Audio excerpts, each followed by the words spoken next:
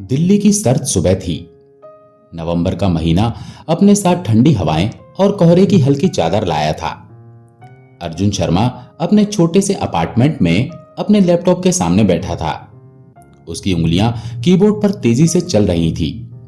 Code की पंक्तियां screen पर उभर रही थी।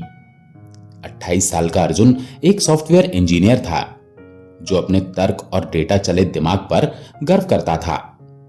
उसकी दुनिया में हर सवाल का जवाब विज्ञान के पास था और जो विज्ञान नहीं समझा सकता वो अर्जुन के लिए सच नहीं था। उसका मानना था कि आधुनिक युग में अंधविश्वास की कोई जगह नहीं है। घर के कोने में उसकी दादी मां शांति देवी बैठी थी। उनकी कांपती उंगलियां एक पुरानी किताब पर चल रही थी जिसमें हनुमान चालीसा की चौपाइयां लिखी थी। उनकी बूढ़ी आवाज धीमी लेकिन स्थिर थी। जय हनुमान ज्ञान गुण सागर, जय कपीस तिहु लोक उजागर। ये रोज का रूटीन था। सुबह 6 बजे से 6:30 तक दादी मां चालीसा पढ़ती थी और उनकी आवाज घर के हर कोने में गूंजती थी। अर्जुन को यह सब बेकार लगता था। वो अक्सर दादी से कहता, दादी ये सब पुराने जमाने की बातें हैं। आजकल कौन इन चीजों पर यकीन करता है? आप अपना टाइम क्यों वेस्ट करती हो? लेकिन दादी बस मुस्कुराती और कहती, बेटा ये शब्द नहीं शक्ति हैं। इसे समझने के लिए मन चाहिए, न कि सिर्फ दिमाग। उसी सुबह अर्जुन की 18 साल की बहन माया रसोई से चाय लेकर आई। वो कॉलेज में साइकोलॉजी की स्टूडेंट थी और जिज्ञासु स्वभाव की थी। उसने चाय का कप अर्जुन को देते हुए कहा, भैया दादी कह रही थी कि चालीसा से डर भाग जाता है। क्या ये सच हो सकता है? मैंने क्लास में सुना है कि कुछ ध्वनियां दिमाग को शांत करती हैं। अर्जुन ने चाय का घूंट लिया और हंसते हुए कहा, माया ये सब प्लेसिबो इफेक्ट है। लोग सोचते हैं कि कुछ काम कर रहा है तो उनका दिमाग उन्हें ठीक कर देता है। इसमें कोई जादू नहीं है, विज्ञान ही सच है। माया ने कंधे उचकाए और दादी के पास बैठ गई। उसे दादी की बातों में कुछ सच लगता था। हालांकि वो भी पूरी तरह यकीन नहीं करती थी। वो सोच रही थी कि शायद इसमें कुछ ऐसा है जो विज्ञान और आध्यात्मिकता को जोड़ता हो। तभी अर्जुन का फोन बजा। स्क्रीन पर राहुल का नाम चमक रहा था। राहुल उसका कॉलेज का दोस्त जो अब एक ग्राफिक डिजाइनर था। अर्जुन ने फोन उठाया। हाय राहुल, क्या हाल है? दूसरी तरफ से कमजोर आवाज आई, अर्जुन मैं ठीक नहीं हूं। कई दिनों से नींद नहीं आई। थकान, बेचैनी और कुछ अजीब सा लग रहा है। मुझे समझ नहीं आ रहा कि क्या हो रहा है। अर्जुन का चेहरा गंभीर हो गया। तू रुक, मैं अभी आता हूं। उसने लैपटॉप बंद किया, जैकेट पहनी और कार की चाबी उठाकर बाहर निकल गया। राहुल का घर दिल्ली के रोहिणी इलाके में था। अर्जुन अपनी कार लेकर 20 मिनट में वहां पहुंच गया। दरवाजा खुलते ही उसने राहुल को बिस्तर पर पड़ा देखा। उसका चेहरा पीला पड़ गया था, आंखें धसी हुई थी और हाथ कांप रहे थे। राहुल की मां पास में बैठी थी। उनके हाथ में एक गिलास पानी था। अर्जुन, डॉक्टर कुछ समझ नहीं पा रहे। सब टेस्ट नॉर्मल हैं, लेकिन ये कमजोर होता जा रहा है। उनकी आंखों में आंसू थे। राहुल ने धीमी आवाज में कहा, लगता है कोई मुझे खींच रहा है। रात को नींद में चीखता हूं। मुझे डर लग रहा है अर्जुन। अर्जुन ने उसका कंधा थपथपाया। चिंता मत कर, मैं तुझे बेस्ट न्यूरोलॉजिस्ट के पास ले जाऊंगा। ये कोई न्यूरोलॉजिकल प्रॉब्लम होगी, तुझे कुछ नहीं होगा। राहुल की मां बोली, अर्जुन एक पंडित आए थे, कह रहे थे कि कोई नकारात्मक ऊर्जा है। हनुमान चालीसा का पाठ करने को कहा। अर्जुन ने हल्की सी हंसी छुपाते हुए कहा, आंटी ये सब ढकोसला है। विज्ञान के पास जवाब होगा। मुझे इन पुरानी बातों पर भरोसा नहीं। उसने राहुल को गाड़ी में बिठाया और दिल्ली के एक बड़े अस्पताल ले गया। अस्पताल में कई टेस्ट हुए, ईईजी, एमआरआई, ब्लड टेस्ट, सब नॉर्मल। न्यूरोलॉजिस्ट ने कहा, शायद ये क्रॉनिक स्ट्रेस या एंजाइटी डिसऑर्डर है। इसके लक्षण अजीब हैं, नींद न आना, थकान और बेचैनी। हम दवाएं शुरू करते हैं। राहुल को कुछ एंटी एंजाइटी गोलियां और नींद की दवाएं दी गई। अर्जुन उसे घर छोड़कर वापस आ गया। लेकिन 2 दिन बाद राहुल का फोन फिर आया। अर्जुन, दवाएं काम नहीं कर रही, मुझे और बुरा लग रहा है। अर्जुन परेशान था। उसका तर्कवादी दिमाग जवाब ढूंढ रहा था, लेकिन कुछ नहीं मिल रहा था। वो सोचने लगा, क्या सच में विज्ञान के पास हर जवाब नहीं है? अर्जुन घर लौटा तो उसका दिमाग उलझन में था। उसने लैपटॉप खोला और क्रोनिक स्ट्रेस डिसऑर्डर पर रिसर्च शुरू की। उसने कई मेडिकल जर्नल्स पढ़े। उसे पता चला कि तनाव मस्तिष्क में कॉर्टिसोल हार्मोन को बढ़ाता है, जो नींद, भूख और इम्यून सिस्टम को प्रभावित करता है। लंबे समय तक कॉर्टिसोल का स्तर ऊंचा रहने से डिप्रेशन, एंजाइटी और शारीरिक कमजोरी हो सकती है। लेकिन राहुल के लक्षण कुछ ज्यादा ही गंभीर थे। चीखना, डर लगना और वो अजीब सा एहसास। अर्जुन ने सोचा, शायद ये साइकोसोमैटिक है। उसका दिमाग उसके शरीर को बीमार बना रहा है। लेकिन इसका इलाज क्या है? उसी वक्त दादी मां कमरे में आई। उनके हाथ में वही पुरानी चालीसा की किताब थी। बेटा, राहुल को हनुमान चालीसा की जरूरत है। मैंने अपनी जिंदगी में इसके चमत्कार देखे हैं। मेरे गांव में एक बार एक लड़के को बुखार हो गया था। डॉक्टरों ने जवाब दे दिया था, लेकिन चालीसा पढ़ते ही वो ठीक हो गया। अर्जुन ने गहरी सांस ली। दादी, ये सब अंधविश्वास है। क्या हनुमान जी आएंगे और इसे ठीक कर देंगे? विज्ञान ही जवाब देगा। आपकी कहानी में वो लड़का शायद अपने आप ठीक हो गया हो। दादी बैठ गईं और बोली, अर्जुन, तुलसीदास जी ने इसे 16वीं सदी में लिखा था। 40 चौपाइयां हैं, हर एक में शक्ति है। संकट मोचन नाम तिहारो, पढ़ने से मन का बोझ हल्का होता है। इसे आजमा तो सही। मैंने अपने पति को भी इसी से बचाया था। अर्जुन को दादी की बातें बचकानी लगी, लेकिन उनकी आंखों में विश्वास देखकर वो चुप रहा। माया भी पास आ गई। भैया, मैंने साइकोलॉजी में पढ़ा है कि मेडिटेशन और दोहराव वाली चीजें तनाव कम करती हैं। शायद चालीसा भी ऐसा ही कुछ करती हो। इसमें कुछ वैज्ञानिक आधार हो सकता है। अर्जुन ने बहस करने की बजाय हामी भर दी। ठीक है, एक बार ट्राई कर लेते हैं, लेकिन मुझे कोई चमत्कार की उम्मीद नहीं है। यह बस एक टेस्ट होगा। उस रात अर्जुन ने दादी की किताब ली और चालीसा पढ़ना शुरू किया। उसकी आवाज में कोई श्रद्धा नहीं थी, बस शब्दों को दोहरा रहा था। रामदूत अतुलित बलधामा, अंजनी पुत्र पवन सुतरामा। उसे कुछ खास महसूस नहीं हुआ।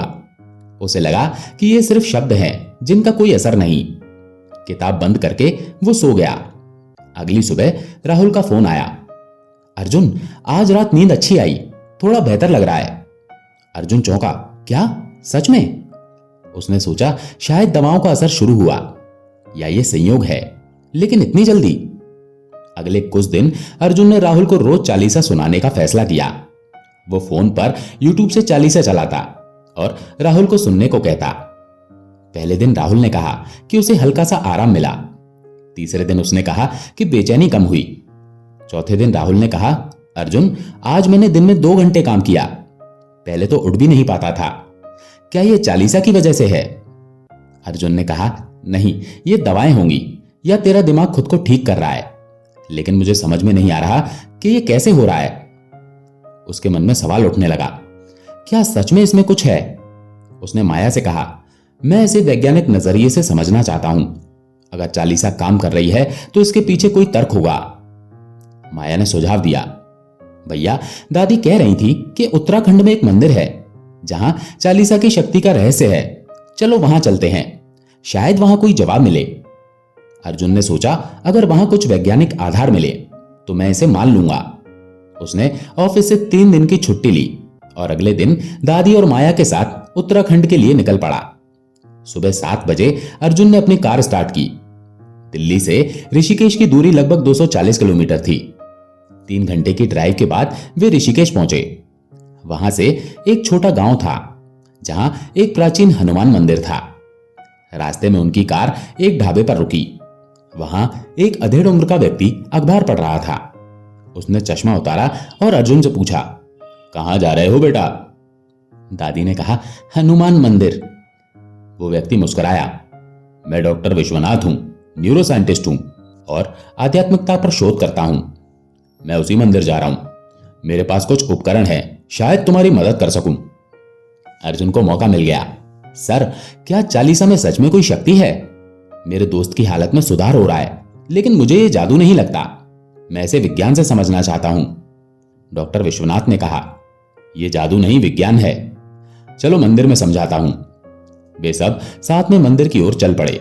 मंदिर एक पहाड़ी पर था, चारों तरफ हरियाली और शांति। मंदिर के अंदर एक बड़ा हनुमान जी का चित्र था, जिसके नीचे एक शिलालेख था। उस पर लिखा था, हनुमान चालीसा तुलसीदास कृत संकट निवारण हेतु। डॉक्टर विश्वनाथ ने कहा, चालीसा की हर चौपाई में ध्वनियां हैं। जब तुम इन्हें बोलते हो तो ये मस्तिष्क में बीटा वेव्स को कम करती हैं, जो तनाव पैदा करती हैं। इसके बदले अल्फा वेव्स बढ़ती हैं, जो शांति और फोकस लाती हैं। उन्होंने एक डिवाइस निकाली, एक छोटा पोर्टेबल ईईजी मॉनिटर। अर्जुन, इसे सिर पर लगाओ और चालीसा पढ़ो। अर्जुन ने डिवाइस लगाई और पढ़ना शुरू किया। महावीर विक्रम बजरंगी, कुमति निवारि सुमति के संगी। वो शब्द को ध्यान से पढ़ रहा था, हालांकि उसका मन अभी भी संदेह में था। 10 मिनट बाद डॉक्टर विश्वनाथ ने ग्राफ दिखाया।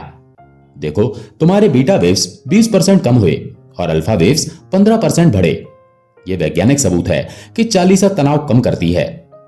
अर्जुन हैरान था, तो ये मंत्रों की ध्वनि का असर है?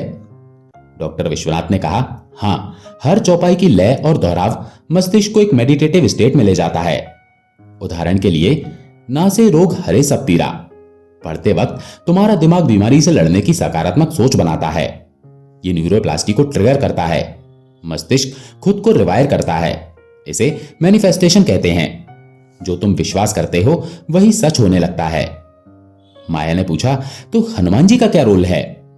डॉक्टर विश्वनाथ बोले, हनुमान जी साहस और बल के प्रतीक हैं। चालीसा उनके गुणों को हमारे अंदर जगाती है। जब तुम बल बुद्धि विद्या देहु मोहे पढ़ते हो तो तुम्हारा दिमाग आत्मविश्वास और बुद्धि की ओर फोकस करता है। यह कोई अलौकिक शक्ति नहीं, हमारे मन की ताकत है। अर्जुन ने कहा, लेकिन लोग इसे चमत्कार क्यों मानते हैं? डॉक्टर विश्वनाथ हंसे क्योंकि वे विज्ञान नहीं समझते। जब तुम नियमित रूप से चालीसा पढ़ते हो तो मस्तिष्क में डोपामाइन और सेरोटोनिन जैसे हार्मोन बढ़ते हैं। ये तनाव कम करते हैं और इम्यून सिस्टम को मजबूत करते हैं। लोग इसे ठीक होने का चमत्कार समझते हैं, लेकिन यह शरीर की प्राकृतिक प्रक्रिया है। अर्जुन को यह तर्क समझ में आया। उसने कहा, मैं राहुल के लिए इसे ट्राई करूंगा, लेकिन क्या यह सच में उसकी बीमारी ठीक कर सकता है? डॉक्टर विश्वनाथ ने कहा, अगर उसका तनाव कम होगा तो उसका शरीर खुद को ठीक करने लगेगा। इसे 1 महीने तक आजमाओ और नतीजे देखो। अर्जुन, माया और दादी मंदिर से दिल्ली लौट आए। अर्जुन के दिमाग में अब संदेह कम और जिज्ञासा ज्यादा थी। उसने राहुल को फोन किया। राहुल, मैंने कुछ सीखा है, हम दोनों रोज चालीसा पढ़ेंगे। इसे एक प्रयोग की तरह ले। राहुल ने हामी भरी, हालांकि उसे अभी भी कुछ डर था। अगले दिन से अर्जुन ने एक रूटीन बनाया। हर सुबह 7 बजे वो राहुल के घर जाता और दोनों साथ में चालीसा पढ़ते। अर्जुन ने एक नोटबुक में राहुल के लक्षण नोट करने शुरू किए। नींद की क्वालिटी, थकान का स्तर, बेचैनी की तीव्रता। पहले दिन राहुल ने कहा, पढ़ते वक्त थोड़ा अच्छा लगा, लेकिन रात को फिर वही डर। अर्जुन ने नोट किया, नींद 4 घंटे, बेचैनी 7 में से 10। दूसरे हफ्ते तक राहुल की नींद बढ़कर 6 घंटे हो गई। उसने कहा, अर्जुन, अब चीखना कम हो गया, लेकिन थकान अभी भी है। अर्जुन ने लिखा, नींद 6 घंटे, थकान 5 में से 10। उसने डॉक्टर विश्वनाथ को फोन किया और डेटा शेयर किया। डॉक्टर विश्वनाथ ने कहा, यह सही दिशा में जा रहा है। चालीसा की ध्वनि उसके कॉर्टिसोल लेवल को कम कर रही है। उसे सकारात्मक सोचने के लिए भी कहो। अर्जुन ने राहुल से कहा, जब हम संकट मोचन पढ़ें तो सोच के तेरा डर दूर हो रहा है, इसे सिर्फ शब्द मत समझ। राहुल ने कोशिश की। तीसरे हफ्ते तक उसकी हालत में बड़ा बदलाव आया। उसने कहा, अर्जुन, आज मैंने 8 घंटे सोया, दिन में भी काम किया, क्या ये सच में काम कर रहा है? अर्जुन ने नोट किया, नींद 8 घंटे, थकान 10 में से 2, बेचैनी 10 में से 1। अर्जुन राहुल को फिर अस्पताल ले गया। न्यूरोलॉजिस्ट ने टेस्ट किए और कहा, आपके दोस्त का कॉर्टिसोल लेवल सामान्य हो गया है, उसका स्ट्रेस डिसऑर्डर ठीक हो रहा है। ये दवाओं से नहीं, शायद आपकी दिनचर्या से हुआ। अर्जुन मुस्कुराया। उसे पता था कि यह चालीसा का असर था। उसने माया से कहा, यह कोई चमत्कार नहीं। चालीसा ने राहुल के दिमाग को शांत किया और उसका शरीर खुद ठीक हुआ। माया ने पूछा, तो क्या यह विज्ञान है या विश्वास? अर्जुन बोला, दोनों, ध्वनि और विश्वास का मेल। 1 महीने बाद राहुल पूरी तरह ठीक हो गया। वो अपने स्टूडियो में फिर से डिजाइनिंग करने लगा। उसने अर्जुन से कहा, यार तूने मुझे बचा लिया, लेकिन ये चालीसा वाली बात मेरे दोस्तों को बताऊं तो हंसते हैं, कहते हैं कि मैं पागल हो गया हूं। अर्जुन हंसा, उन्हें सच समझा। उसने अपने दोस्तों को बुलाया और एक छोटा सेशन रखा। उसने कहा, लोग चालीसा को अंधविश्वास मानते हैं, लेकिन ये एक टूल है। इसकी ध्वनि मस्तिष्क में अल्फा वेव्स बढ़ाती है।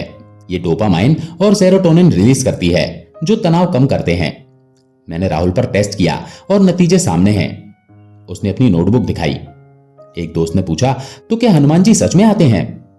अर्जुन बोला, नहीं, हनुमान जी साहस का प्रतीक हैं। चालीसा हमें वो साहस देती है। ये कोई जादू नहीं, हमारे अंदर की शक्ति को जगाने का तरीका है। दादी ने कहा, बेटा मैं इसे शक्ति कहती थी, तू उसे विज्ञान कह। नाम अलग है, काम एक ही है। अर्जुन ने राहुल के साथ मिलकर एक छोटा ब्लॉग शुरू किया, चालीसा और साइंस। उसमें उन्होंने अपने अनुभव और वैज्ञानिक तथ्य लिखे। लोग इसे पढ़ने लगे। कुछ ने कहा कि उन्होंने भी चालीसा से फायदा लिया।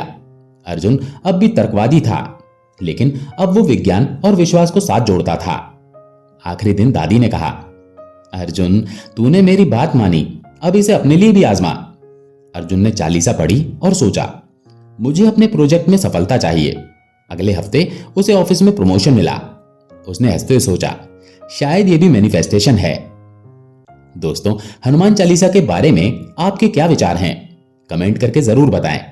क्या आप अर्जुन के तथ्यों से सहमत हैं? आशा है आपको ये कहानी अच्छी लगी होगी। अगर अच्छी लगी हो तो वीडियो को लाइक करके चैनल को सब्सक्राइब जरूर करें। धन्यवाद।